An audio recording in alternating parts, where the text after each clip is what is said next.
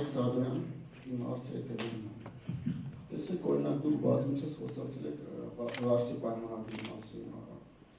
Մոսկվայի պայմանագիր եւ Սևրի դաշնագիր իր հոդվածը, որ արբիտրաժով որոշում է Հայաստանի սահմանը։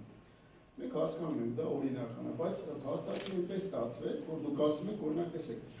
Ադրբեջանը, որ մտավ Ղարաբաղի կազմի մեջ եւ Ախալքյալակը մտավ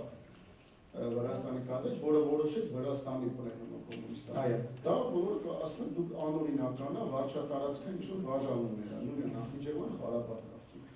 Բայց չգիտես թե ինչու ամբողջ աշխարհը, որ դուք ասում եք Թուրքիան չի ճանաչում առ այսօր պետություն, բայց ամբողջ աշխարհը ճանաչում է հենց նույն սովետական կազմը։ Ոնց է վարչապետը։ Որտեղ է ճանաչում։ Դու կարա որը փաստաթուղթ ցույց տալ, որտեղ ճանաչում է։ Թեկուզ եթե մենք քարտեզները նայում ենք, այնտեղ ամբողջը գծված է սովետական ձևով, այս պայմանագրերով։ Չէ, քարտեզը դա չէ, այդպես չի։ Ըստ միջազգային իրավունքի միայն այն քարտեզները, որոնք արդիր են սահմանին վերաբերող պայմանագրին, նրանք են հանդիսանում իրավական հիմք սահմանի վերաբերյալ։ Քարտեզի եւ տեքստի տարբերությունների առկայության դեպքում առաջնայինա տեքստը։ Իսկ ձեր ասացի, այսինքն նկարագրությամբ կամ ներկելով նույն Ալեքսանդրետի սանջակը ամբողջ աշխարհը նկարում է Թուրքիայի գույնով, բայց Սիրիան դա չի ճանաչում եւ աշխարհում բաներ, այսինքն ցենց ասենք, դպրոցական քարտեզը չի կարող հանդիսանալ հիմք։ Ես ուզում եմ բերեմ ձեզ քարտեզները, հենց սա մոչել կա, ցույց տամ 20-ական թվականների քարտեզներ, որտեղ Հույսինյան Հայաստանը, այսինքն այդ հատվածը ներկայացա Հայաստանի գույնով։ Ղարաբաղում անկախ է մեր քարտեզները։ Հա։ Մի ռեզիչ կարելի է։ Ես փորձեմ։ Տեսեք օրինակ Հա, ասեք, ես ուղղակի չէ, ուզում եմ ասեմ, չէ, նայեք, բայց ճանաչված է հենց այդ ձևով։ Չի ճանաչված, ախր էլի եկավ նորից։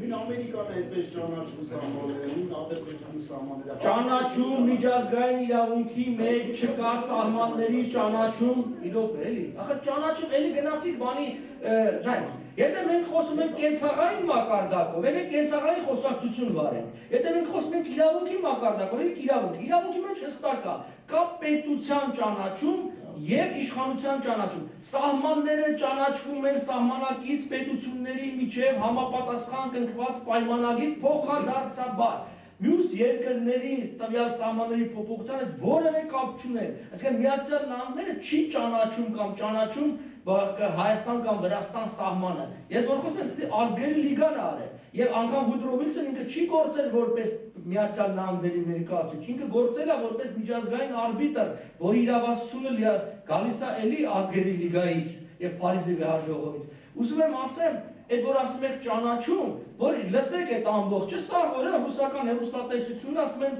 международные признанные границы։ Այդպես հասկացություն չկա եւ չի կարող լինի միջազգայինորեն ճանաչված սահման չկա։ Չկա, բացեք ցանկացած ոչ սովետական միջազգային իրավունքի գիրք, ես 10 ձեզ բերեմ, տեսեք, որ նման բան չկա, սահմանը միջազգայինորեն չի ճանաչվում։ Դա ճանաչվում են, որտեղ ինքնին միջազգային ճանաչում չկա, կա անհատական ճանաչում։ Հասկանում եք, սա է խնդիրը։ Իսկ այն որ բան են անում, ներկում են տարբեր գույների, հա, մինչև 23 թիվը մի գույն են, 25 թիվը մի գույն են ներկում, հետո ուրիշ գույն են ներկում։ Ես օրինակ հիշում եմ շատ լավ, որ նույն ՍՍՄ տարիներին կան երկու տիպի քարտեզներ։ Քարտեզ կար, որի վրա հանրապետությունները տարբեր գույներով էին ներկված, քարտեզներ կան, որ ամբողջ ՍՍՄ նույն գույնով էին ներկված։ Ինչ ասեմ, ճաշակի հարց էր, այսինքն դա հիմք չի։ Հասկանում եք, դատարանը դա հիմք չի ընդունի, էլի եմ ձեզ կրկնում։ Միայն փաստաթղթերին կից քարտեզները, այդ դրանք են օրինական փաստաթղթերը։ Կոնկրետ եթե վերաբերում ախալքալակին, շատ հստակ է հարցը։ Եթե որևէ մեկը բերի ինձ ցույց տա հայ-վրացական որևէ պայմանագիր, որի մեջ նկարագրված լինի Հայաստան-Վրաստան սահմանը, նախ պիտի լինի նկարագրությունը, եւ դրան էլ կից քարտեզ լինի, որով նշված է այդ սահմանը, ես կասեմ, եւ կնքված, ստորագրված խորհրդարաններով հաստատված, ես կասեմ, այո, Հայաստան եւ Վրաստանը ճանաչել են այս սահմանը որպես պետական սահման։ Դուք գիտեք նման մի պայմանագիր Հայաստանի եւ Վրաստանի միջեւ, ուրեմն չկա այդ սահմանը։ Հայաստանի եւ Վրաստանի միջեւ միջազգայինորեն ճանաչած ավելին ես ձեզ ասեմ, Հայաստանի եւ Իրանի միջև էլ չկա, եւ այդ հարցը ժամանակին բարձրացրել է։ Այո, կա քաղաքական որոշում, որ ոնց որ ասած այդ սահմանը դա նույնն է, բայց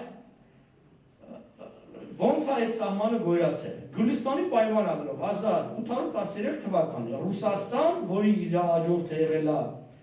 ՍՍՀՄ եւ Իրանի միջև, որ իրավաճորթ եղել է Պարսկաստանի իրավաճորթը Իրան։ Այդ սահմանը անմիջել է։ Հիմա Ռուսաստանը գնացել է Կովկասից հյուսիս։ Մենք չենք հանդիսանում այդ Ռուսաստանի իրավահաջորդը, այսինքն հետևաբար Գյուլիստանի պայմանագրի իրավահաջորդը չենք հանդիսանում, չէ՞։ Մենք մաս չենք կազմել։ Հիմա ինչ պայմանագրով է Հայաստանի եւ Իրանի միջև սահմանը որոշվում։ Կարող եք ասել։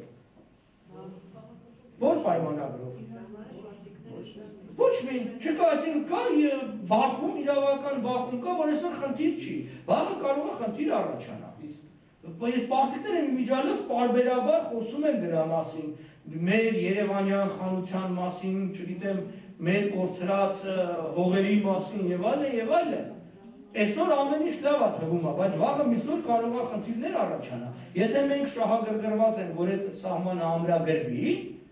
ուրեմն մենք պետք է հարցը բարձրացնենք եւ ամրագրենք։ Ինչպես Թուրքիան է հարցը բարձրացնում եւ փորձում է Հայաստանի հետ ամրագրի այս սահմանները, այդ պրոտոկոլներով։ Եթե շահագրգռված չենք, մտածում ենք վաղը, որ չգիտեմ, դիք Պարսկա հայկը վերցնենք, բան, ուրեմն չենք բանանում։ Այս քարտեզը առաջին նախնական տարբերակն է, Սովիսով Հայաստանի նախնական տարբերակն է։ Հիմա sense քարտեզ են նկարել գծել եւ այլն։ Արդյոք կարելի է ասել, որ որևէ մեկը sense քարտեզ է գրել, նկարել ուրեմն Հայաստանը նման սահմաններն։ Ես էլ այդ քարտեզի ավելի պաշտոնական տարբերակն է, այսինքն գիտեք, քարտեզները, եթե դրանք չեն հանդիսանում իրավական փաստաթղթի արդիր մաս, այսինքն անքակտելի մաս, նրանք պարզապես աշխարհագրական նկարներ են, ասենց ասենք։ Այո, ռեպլիկ կարելի ասել։ Բայց ռեպլիկի տակ ուրիշ բան չասեք, էլի։ Աստորեն հիմա այսօրվա մեր քարտեզն է ժամանակավոր։ Եվ կան արդյոք հիմնարար քարտեզներ, որոնք անընդհատ փոփոխում են սահմանները։ Այսօրվա մեր քարտեզը ժամանակավոր կարող ենք կոչել եւ վերագրել ժամանակավոր։ Չէ, եթե տեսեք, եթե խնդիրը նա է, որ մենք Հայաստանի իրավական սահմանների մասին պիտի խոսենք։ Ինչ աշխում իրավական սահման, չէ՞։ Իրավական սահմանը իմ պատկերացմամբ նա է, որը միջազգային իրավական փաստաթղթով ամրագրվել է։ Չէ՞ ձեր ենք մենք հասկանում, այսինքն, այ եթե դուք հողամաս ունեք օրինակի համար, որն այդ հողամասի սահմանները, նայա, որը իրավական փաստաթղթով, կադաստրի թղթով ամրագրվել է։ Ոչ թե այն, որ դուք գնացել եք, մտել եք հարևանի հողը, ինչ-որ սահմանը մի քիչ են կոմեք տարել կամ ձորի կես իջել եք, ձորը մի 20 մետր վերցել եք, այնա որը ունեք թղթի վրա։ Իրավական սահմանները դա է։ Հիմա իմ պատկերացմամբ, մեր իրավական սահմանները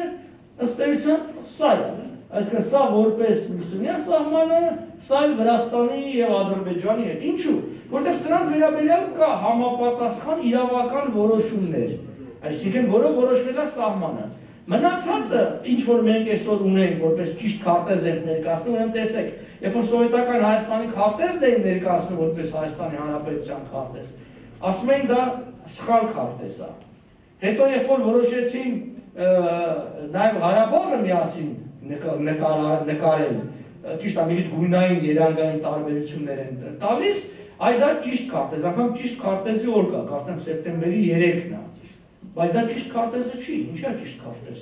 ինչի հիմա վրա օրինակի համար ճիշտ քարտեզ, դա միգուցե այն տարածքն է, որ այսօր մենք դե ֆակտո վերահսկում ենք, համաձայն եմ, եթե մենք վերցնում ենք տարածք, որը դե ֆակտո վերահսկում ենք, դա է, բայց դե յուրե սահմաններ ուրիշ սահմաններ են, երկրները կարող են ունենալ դե յուրե այլ սահմաններ, որոնք չվերահսկեն տարբեր պատճառներով, մենք միակ երկիրը չենք, որ նման վիճակի մեջ ենք հայտնվել, եւ կա դե ֆակտո իրավիճակ, այսինքն այսօր Վրաստան, ասում եմ Վրաստանի նույն Ուկրաինայի հարցերը կա դրա հետ կապված։ Ժողովրդիկը դե յուրեի մեջ են մտնում։ Այո, իմիջիալից ասեմ, որ Ջավախքը եւ Ղարաբաղը, Լեռնային Ղարաբաղը ասել եմ սա, սրանք միակ տարածքներն էին հայկական, որոնք անվիճելիորեն համարվել էին հայկական, անվիճելիորեն, որտեղ բնակչությունը անվիճելիորեն հայկական էր։ Պարոն Պապյան, այդ տոնը պետական տոնացություն կա սեպտեմբերի 3-ը։ Չէ, պետական տոնացություն չկա, որ հասարակական նախաձեռնություն էր։